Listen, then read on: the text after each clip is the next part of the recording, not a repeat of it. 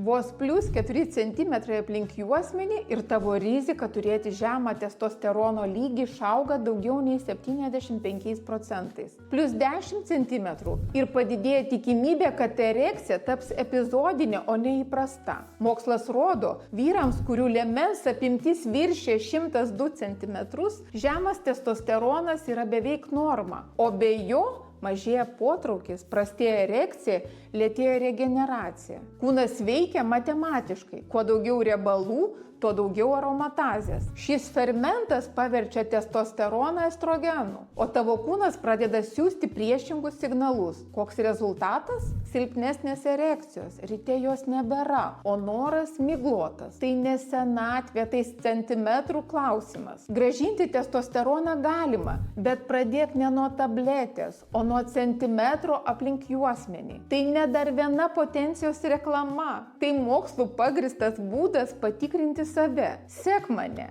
Ir netrukus išbandysi tai, ko Lietuvoje dar nebuvo.